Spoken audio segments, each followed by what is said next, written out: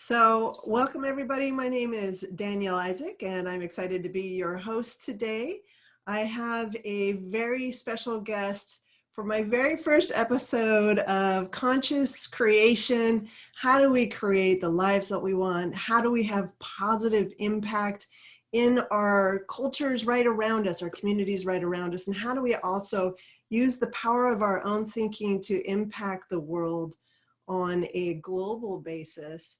Because our thinking is powerful. And the guests that I'm bringing on the show, including the one we have today, is really about reminding us how powerful our thoughts are and how they truly can transform our lives. So I want to introduce you to my guest real quick here, and then bring her on for all of us to be able to meet and glean her wisdom, because she has many, many years of wisdom. So I'm excited to have her on.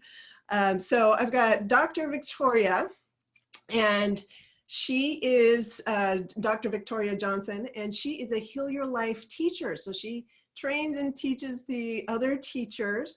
One of her works that she's very familiar with is the works of Louise Hayes. So we're going to be talking about how you can heal your life with your own thinking, and she's going to go into some specific details about how you can do that. Victoria is fulfilling her calling, which is to facilitate people through spiritual evolution. She's an accomplished writer, and she encourages and coaches others to write their way to healing and emotional freedom using the philosophies of Louise Hay and other world-renowned teachers. She is an Amazon best-selling author, achieving #1 on the best-selling list 7 times. And she is currently writing a book to help women rise above their current mindset and circumstances. In addition to having a strong corporate background, Victoria has over 30 years of experience as a successful entrepreneur. She has graduated from multiple coaching and team building facilitator programs, and she loves to teach other people. Victoria is the author of a trilogy of children's books, which I was delighted to hear about.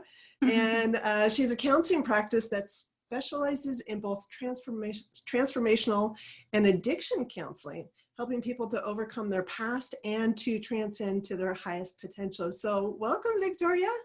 Thank you. And thank you for all those kind words. It's a pleasure to be here and an honor to be your first guest. I'm so excited. When I got introduced, a mutual friend introduced us, Michelle. And so when I found out everything that you're doing and the work that you've been doing, clearly this is your passion and Yes. something you've been studying for quite some time. So no doubt we're going to get some good juicy nuggets for today's episode.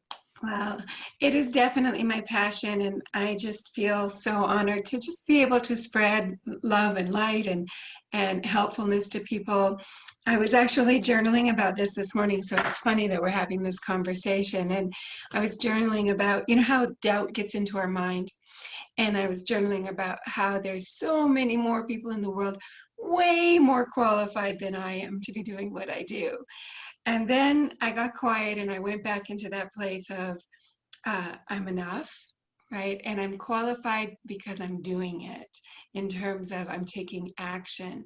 And that's something that, I really encourage the viewers and listeners of your show to do, is just take that action forward, kick doubt to the curb, and know, like you said, that your thoughts really impact your life. And so those were my thoughts this morning, so I wanted to share them. Thank you for sharing them, because it's so interesting. You've been doing this work for so long, and yet that doubt still creeps in. Oh, yes. It's crazy, isn't it? It's like, when do we get to a point where we don't have any more self-doubt? Maybe they'll make a vaccine for that. That would be wonderful. There you go. There you go. Yeah. Could you just make a cure that, you just take a shot and boom, it's done, right? Sign me up. Yeah, exactly. So this show is all about conscious creation. So I wanted to start with just kind of setting the tone, I guess, with the question of, in your mind, maybe you can explain to people, what do you see conscious creation as? How would you define it? Well, you know what? Just as you said that really leads into what was going on in my head this morning.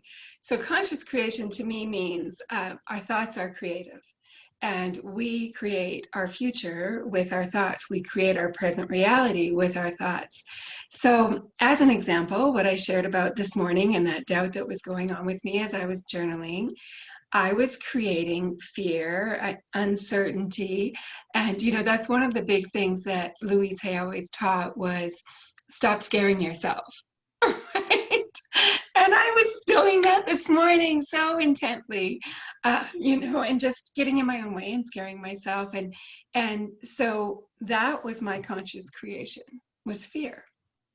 And thankfully, I had the skills and knew to catch it right away, to create then an atmosphere where I felt safe.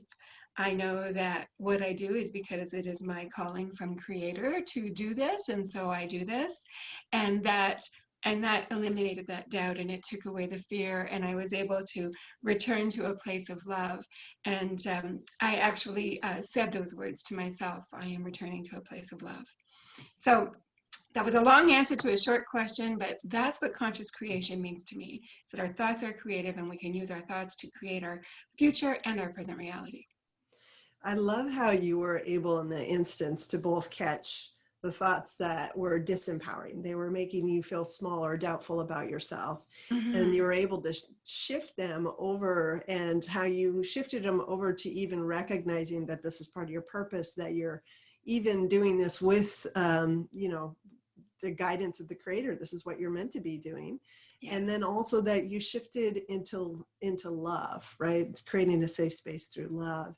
Would you say that kind of encapsulates the work of Louise Hayes and even what you do?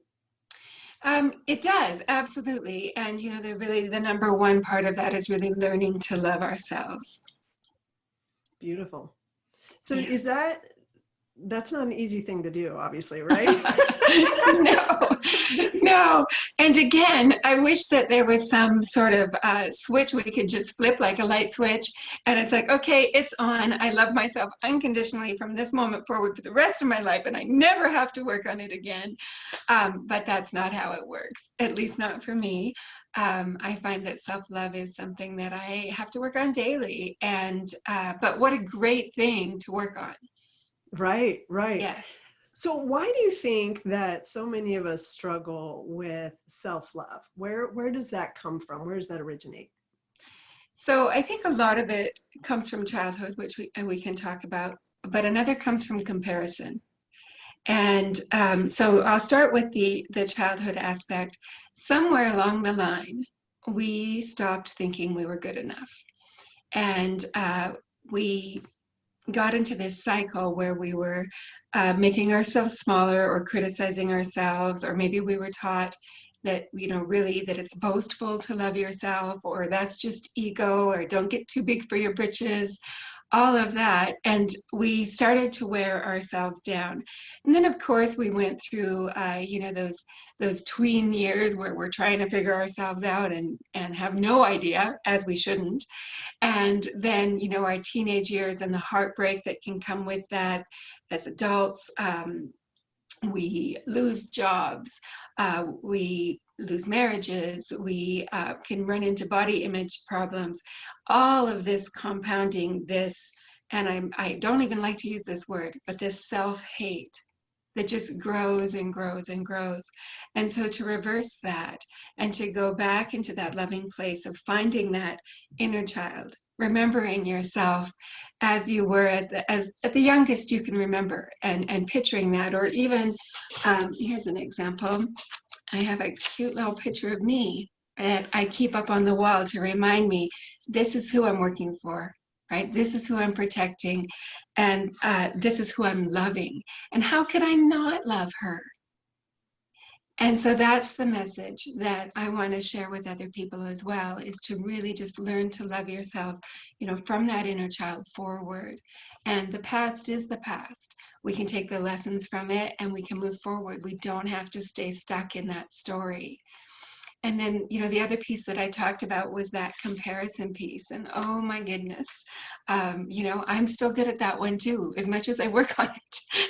And, we have a tendency to compare what's going on inside of us So all of our thoughts, all of our worst thoughts, all of our worst criticisms, worst fears, we compare that to the magazines, to social media, to everybody else's airbrushed best life. And we think that we're not enough. And again, that self-criticism leading then into a place of not liking ourselves and self-hate.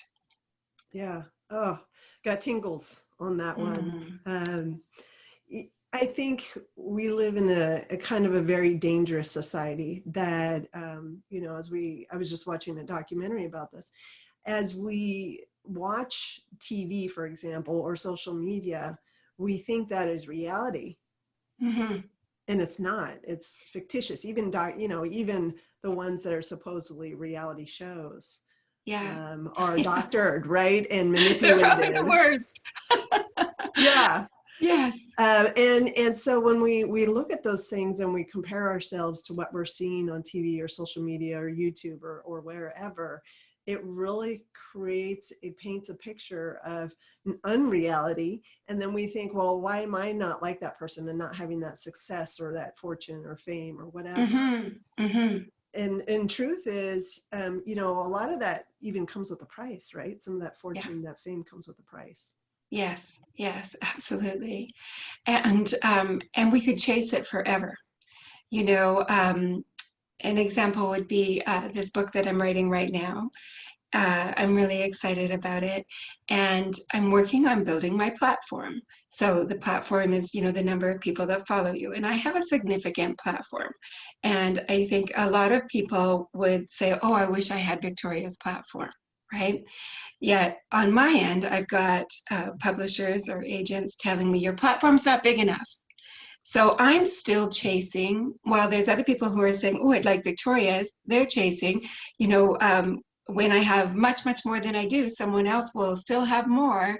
And it's like this perpetual cycle where we're chasing this unattainable uh, thing because it really doesn't have a solid ending. And, you know, just with that example. And then the other example would be, you know, the body image stuff so many women go through. And comparing ourselves to you know, if we're 5'2" and comparing ourselves to somebody who's 5'10", well, that's never going to go anywhere good. Yet it is what we are faced with every day. Every day, it's like these little reminders: you're not quite enough. You're not quite enough. You're not quite enough. And so, what I really recommend to people, and that, you know, is one of my most favorite Louise Hay affirmations, even though it's very simple: I approve of myself. And so when you hear that voice in your head with that self-doubt, with that self-criticism, with comparison, just tell yourself, I approve of myself. And you might have to say it 10 times, and by the 10th time, it'll feel better. And that's okay. But just to get into that habit of being willing to do that. And if you're not quite there, you can say that too. I'm willing to approve of myself. And just building yourself up instead of tearing yourself down. Yeah, I think that's wonderful because I approve of myself. It's interesting because that seems so basic. I approve of myself seems so basic. But that what that is alluding to is so many of us do not approve of ourselves. So Yes. many of us are constantly critiquing and criticizing ourselves Mm-hmm. for all the inadequacies, right? Yes. All the things that we need to improve about ourselves in order to be better or in order to be accepted or in order to be lovable or to Hmm. we think we got to change ourselves to find that special someone in our lives, right? Yeah. Yes, absolutely. Yeah. You know, it's funny you mentioned that. Yesterday, I had the television on. I was doing some other things, and it was some Oprah show from way back when. And, you know, the audience member was talking about the show was on infidelity. And the audience member was saying, you know, I'm not sure why my husband left. You know, I think I'm better looking than her, you know, and this type of thing. And it was just heartbreaking for me to hear that and to believe that it was even serious. You know, we've come a long way. You know, but that seems to be what happens when things happen on the outside. We turn them inside and look for something that's wrong with us. Yeah. Yeah, it's interesting, and I don't know if you've seen this. I see it more with women. It's not only with women, but I see it more with women that we tend to turn inward on ourselves. And sometimes the men, they'll turn outward, right? Mm-hmm. And women tend to turn inward, like self-deprecation and self-critiquing. And it's really toxic. And Yes. neither's good, right? Turning it outward or inward, neither's good, right? Ideally, Yes. we're healing whatever's going on. But it is interesting how we do start to beat ourselves up verbally within our own minds, telling Mm-hmm. ourselves the things we're doing wrong. I'm so bad. Why did I do that? I'm such an Yes. idiot. I'm so stupid, or whatever languaging that we use to ourselves. It's quite amazing when you start to observe. Like when I Mm-hmm. started to observe my own inner dialogue, I was like, wow, I am really mean to myself. My God, right? And it's not until you start to observe your thoughts, you start to really pay attention to what's going on in here, that you start to really notice how you talk to yourself, right? Yes, absolutely. And that's why I find that repetition piece of I approve of myself in those moments super easy to remember. And when I work with people with addictions and we talk about having that affirmation to help them when their mind goes to that dark place, that's the one that I use. I approve of myself, because when we're approving of ourselves, we're not criticizing ourselves, we're not harming ourselves, and we're not engaging in toxic activity, whether it's with consumption or relationships or whatever it might be. And so, yes, simple but effective. And I'm willing to approve of myself as a great option. That's great. So when you're working with people, for example, addiction, my Mm-hmm. mother was alcoholic. She ended up dying from it. My grandfather also struggled with alcoholism. And for my mom, I believe it was because she struggled so much with anxiety when she Mm-hmm. was diagnosed with anxiety. But what would you, based off of your experience of working with people who are struggling with alcoholism, what's kind of the underlying factors that you see are common, or maybe might be the catalyst to us starting to consume alcohol? Absolutely. So, first of all, anxiety is a big one. And a lot of people not knowing how to manage that anxiety will start with um, drugs or alcohol, just to kind of numb out a little bit. And even that food addiction, there's so many different things that people are addicted to. I'm going to go off track here for a minute. A lot of times people tune out when they hear addiction because they think drugs and alcohol. Addiction can be the gym, can be the types of foods that you eat. You know how we get addicted to just constantly being on this diet in search of our best self. Your best self is right here right now, just so you know. that was my little heads up. And we get addicted to being busy, we get addicted to criticizing others, all of these different things. We get addicted to work. And so when you think about addiction, think about what it is that you're wanting to numb out, because that's what it is. You're numbing it out.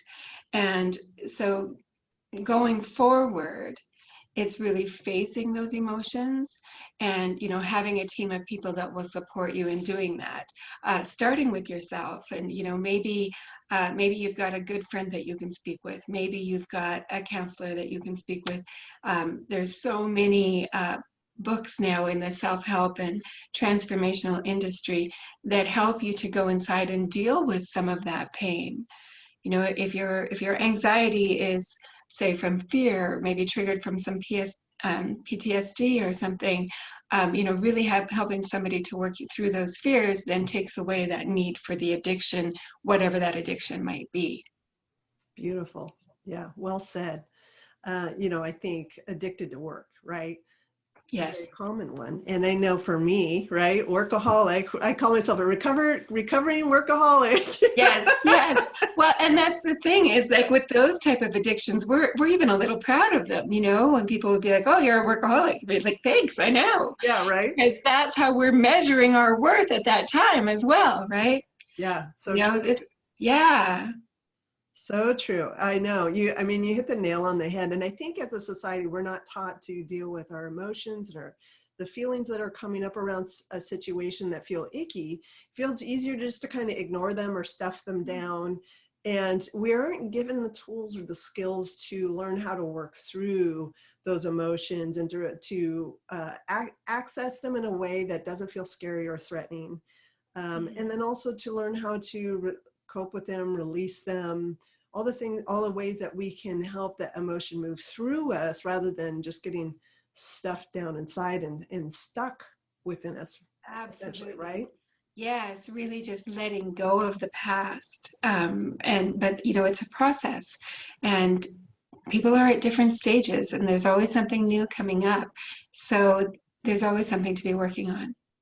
So what are the consequences of leaving, just, we talked about a few of them, of leaving your emotions just stuck there, meaning not dealing with them and continuing to ignore them? What are the Yeah. consequences of that? Well, really, in my opinion, when we're not processing our emotions, we're keeping ourselves stuck in that, let's call it an 8x8 prison cell, right? If we choose to, I'll use an example of divorce. When I got divorced, I hung on to that story for a good 10 years. Like, I got great mileage out of that one. I'm a victim, poor me, this happened, I'm right, he's wrong. And I just wanted to be stuck there and not process the emotions, not take a look at it and say, okay, what did I contribute to the failure of this marriage? And, what is it in myself that I can work on changing? Because, I'm not going to change him. I mean, he's long gone, right? But what can I do for me? And then just taking a close look at what's showing up. And I think that for me, I knew that I needed to change my behaviors, or I was just going to repeat the same thing just with a different person. Good So point. yeah, so on that subject, we do learn to react a certain way based on our past. And so we keep ourselves stuck in that little prison cell of hanging on to the past. So for example, if when my feelings are hurt, my past behavior that I know, my stress response is to put a wall up to protect myself. And if I just keep doing that, I'm going to just keep getting the same results.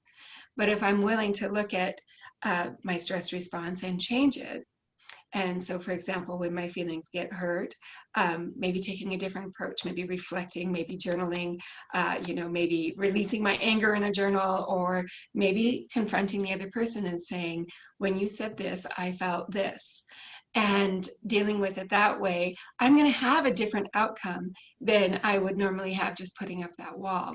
And that's the gift that we can give ourselves, is that growth. How many times have we either said or heard somebody say, well, this is me, I'm not changing, take it or leave it. But we are changing, right? We're evolving as human beings. We're not the same as we were when we were 20. We change all the time, and just letting our emotions, our emotional intelligence grow with us is what keeps that in line and unlocks us from that little 8x8 prison that I was telling you about. I think that's such a great picture of the 8x8 prison cell, because we don't realize that we're the ones who create the cell. Absolutely. Yeah. And Yeah. it's our own thinking and our unwillingness to grow. Yes. That keeps Oh, yes. there, right? Yes. Yes. Another great affirmation. I am willing to change. Yes. We learned a lot about change, I think, over the last 17, 18 months with the global pandemic, and how we have had to change our thoughts about things, how we've had to change our behaviors. And the thing is that I think it stretched us all in a way that we can apply to other areas of our life now, that we can learn to adapt, that we can know, for example, for myself, I went 6 or 8 weeks without working, and it was okay. The world didn't end, right? And so now I'm learning I can have more balance in my life, and it'll be okay. I don't have to be nose to the grindstone every day. And so there have been good lessons that come with change. So I would encourage your audience, of course, just to be open to change, to realize that you have a choice, and to choose, to choose loving yourself and make a decision from that place. That's beautiful. And I do think, for people who are feeling trapped in that 8x8 cell, I know certainly I have been in that space in the particular work that I was doing. and just even the lifestyle I was choosing for myself, of just being so Mhm. busy all the time, working so hard. Yes. But each of us can find ourselves stuck in the 8x8 self for different reasons and different Hmm. circumstances. And I think you made a great point, which is to start to reach out. At Yeah. that point, it's time to reach out. It's time to find people or bring somebody in on your team that can help you to start to see your way out. What is the possibilities of how to get yourself out of that cell? If you've Hmm. constructed the cell, you're not likely to get yourself out of the cell That's without some right. outside support to help you see how you created the cell in the first place, right? Absolutely. And we are a society that needs connection. And I think sometimes we get that, I can do it all by myself attitude. And maybe we can, but it would be a lot easier and a lot more meaningful to create that connection with other people going forward. Good point. Yeah. And as you said, there's also, there's great books and resources out there. Louise Hayes, I know the book that I have a mastermind group, very small. We're going through her book, You Can Heal Your Life. And it's perfect, right? It just helps you start to recognize how your own thoughts need to be shifted or can be shifted to help you start to move away from the things that you've created in your life you don't like and start to create new results in your life that you do like, right? That's right. Absolutely. Yes, I do love that book, Louise Hay, You Can Heal Your Life. So that, I think really established her as I think Oprah called her the spiritual grandmother of our time, or something like that. I'm not getting that 100% right. And the thing is that loving ourselves and changing our world and this conscious creation doesn't have to be difficult, but it does take work, absolutely, and stretching and growing, but it's worth it. And it doesn't have to be complicated. There doesn't need to be this complex formula that needs to be followed. Just starting every day with even just the willingness to approve of yourself is taking you in the right direction. Another one of her books that I really like, it's actually my favorite, is The Power Is Within You. And it kind of builds on You Can Heal Your Life. So maybe that's next for you and your group. Maybe so, yeah. It's interesting because as you go down this road, and I hope this opens people's hearts and minds to the possibility that no matter what's going on in their lives, there are answers and there are people and resources that can help them. And then having that willingness to step in. Yes, it feels a little scary and uncomfortable to step in and ask for help sometimes, especially in Hmm. something where you feel very vulnerable that we're talking Yes. about. We have made a society where we don't feel comfortable about talking about what's really going on in our lives. But Hmm. yet once you do, you start to open up about what's going on in your lives and you start to share it with somebody you trust, right? Yes. There's like just so much healing that even occurs right there about just starting to talk about and vocalize some of that deep-seated stuff, hurt, pain, emotions that have been in there for a very long time, right? Right. And we take their power away when we talk about them. I find that's for me personally. I find that if something's really on my mind, when I voice it with another trusted person, often I come up with my own solutions, and I know this happens for everybody else. We just needed that sounding board. They don't even need to say anything. We just need that human connection, and to be able to release the emotion, the thoughts that are holding us back, and to bring that shame or hurt to the surface, and it can dissipate from there. Such a great point. That is such a great point because it is so true. When you shine a light on that thing that seems so dark within yourself, right? Mhm. When you shine a light on it by speaking it out to somebody else, it it's no longer scary. It doesn't have the power it once did. It's crazy how well that works. But Yes. and that's one of the things my clients tell me. I'm a business coach, but I'm also a certified life coach. So personal stuff comes up, and they said, "Wow, I just needed to get that out." Yes. Yes. And I'm sure you find this with your business coaching as well, that very often what you're coaching is the person, not the business. And that's what we need to work on. And, another point that Louisa made was that the only person we need to work on is ourselves. And how many times, I know I've done this in my life, so I'm not judging anybody out there. How many times have we said, life would be better if so and so maybe wanted to do personal growth, or if so and so would come for a walk with me or be in better health, whatever it might be, if so and so didn't have such a bad temper, or if my boss wasn't such a jackass, right? Whatever it might be, that we go into these things and we put our power into other people, and we think if they change, our life will miraculously change. And the truth of the matter is, the only person we need to work on is ourselves. And we can choose then how we are reacting to other people in other situations. Love that. Yeah. And the point of power is within.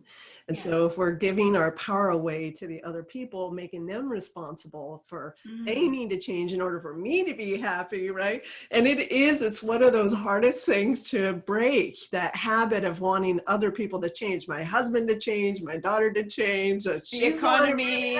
Yeah. It's her fault.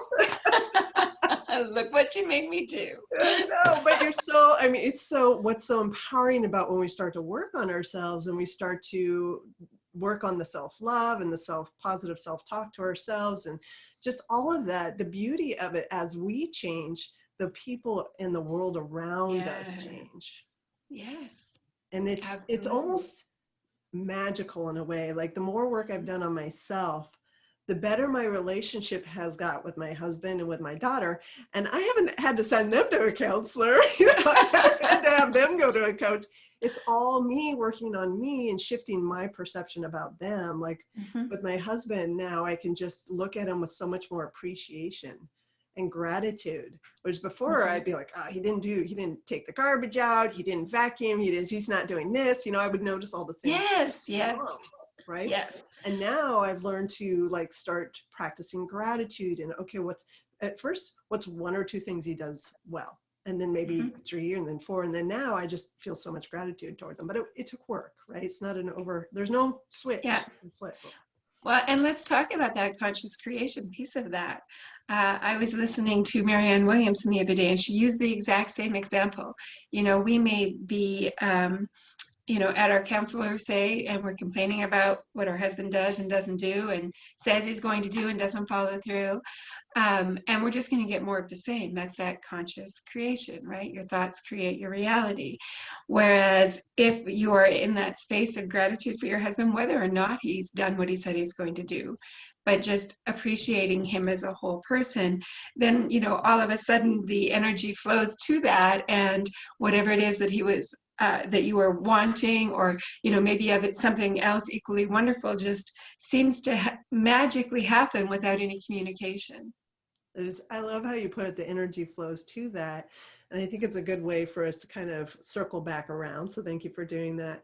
How our thoughts create our energy. They funnel our energy towards either what we want or what we don't want. So if we have a strained marriage and we continue to think about it being strained or being frustrated with our spouse or whatever, we're funneling our energy towards what we don't want, which is a conflicting relationship. Right. And then as you were talking about, when you start to pay attention to the good thing, maybe a good thing your husband's doing or your wife is doing or something they're doing that you appreciate, you're now shifting your energy to what you do want, which is a harmonious relationship, right?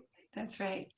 Wow. And, going back to that criticizing piece, if you're criticizing someone else or criticizing yourself, criticism never works. If criticism worked, we would all be perfect. We'd have the right amount of money in the bank. We'd all be our goal weight. Our house would be magically clean. Our children would all have degrees, if criticism worked. But very clearly it doesn't. And so that's just another thing to be mindful for. And when you hear that little voice in your head with that self-criticism, just replacing it with, I approve of myself, or I'm willing to approve of myself. Great point. Yeah. And so many people with my clients are like, but criticizing myself makes me better, right? And I'm like, that's what we were taught.